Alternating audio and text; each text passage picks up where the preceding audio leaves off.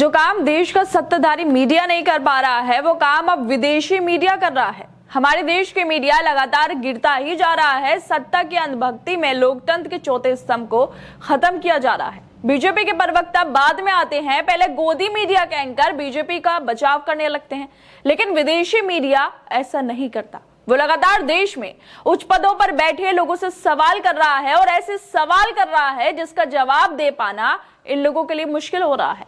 और इसी कड़ी में बीबीसी ने पूर्व Chief Justice of India D Y Chandrachud के साथ देश के मुद्दों को लेकर, प्रधानमंत्री से उनके मधुर संबंधों को लेकर, धारा 370, राहुल गांधी की सजा, सीए, जम्मू कश्मीर को लेकर ऐसे सवाल किए हैं कि चंद्रचूड़ साहब कुछ का जवाब दे पाए और कुछ सवालों पर चुप ही रहे।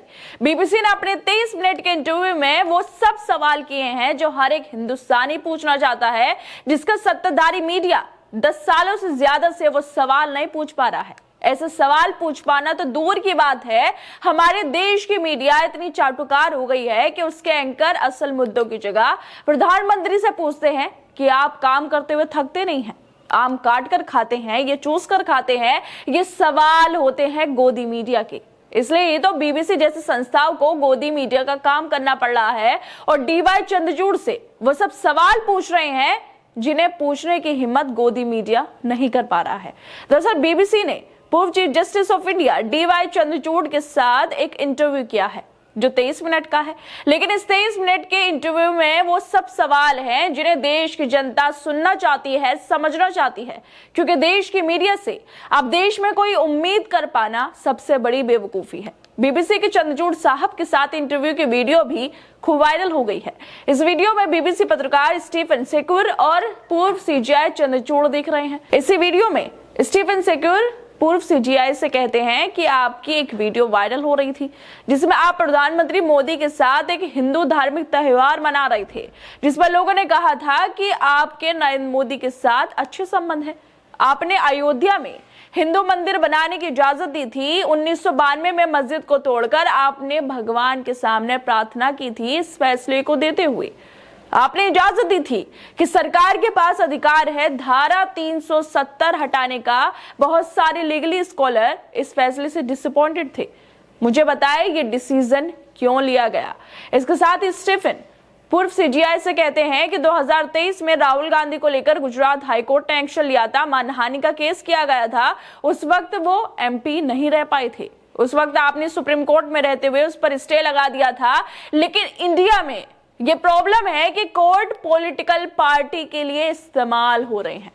परिवारवाद पर भी सवाल पूछे गए। न्यायपालिका में महिलाओं का प्रतिनिधित्व कितना कम क्यों है, उस पर भी सवाल पूछे गए।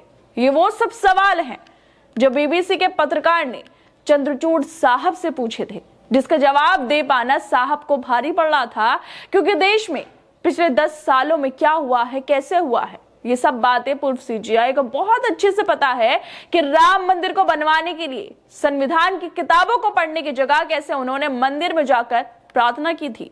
कभी आप लोग आराम से बैठिए, देश में क्या हो रहा है इसको समझिए, न्यायपालिकाओं की, चुनाव आयोग की क्या हालत है उसको समझने की कोशिश कीजिए, तो पता चलेगा कि देश में क्या हो रहा है, कौन कैसे काम कर रहा है। ये सवाल हर किसी के मन में है। हर एक भारतीय के मन में था कि क्या चंद्रचूड़ साहब के नरेंद्र मोदी के साथ मधुर संबंध थे, इसलिए उन्होंने सत्ता के प्रभाव में अपने फैसले दिए थे। ये सवाल हर कोई पूछना चाहता था, लेकिन हमारे मीडिया वालों में चंद्रचूड़ साहब से सवाल करने की हिम्मत नहीं थी। लेकिन बीबीसी ने वो कर दिखाया है। सवाल हमेशा कठोर होने चाहिए और पत्रकारिता उसको ही कहते हैं, असली पत्रकारिता उसे ही कहते हैं जो सवाल कठोर पूछता है। 23 मिनट का पूर्व सीजीआई चंद्रचूड़ का यह इंटरव्यू हर भारतीय पत्रकार को देखना चाहिए। स्टीफन सेक्यूर ने वो सब सवाल पूछे हैं जो हर एक भारतीय जानना चाहता है, और यही सवाल सिस्टम की परतें उधेड़ते गए। राम मंदिर, 370, राहुल गांधी, हर विषय पर सवाल थे। सवाल इतने तीखे थे कि जवाब चंद्रचूड़ साहब की खामोशी में भी नजर आ रही थी। क्या आप पीएम मोदी के करीबी हैं क्योंकि अयोध्या मामले के फैसले से पहले आपने भगवान राम से मदद मांगी थी? क्या ये भारतीय न्यायपालिका में पक्षपात को दर्शाता है? यही असली पत्रकारिता है। यही सवाल पूछने चाहिए हमारे देश में।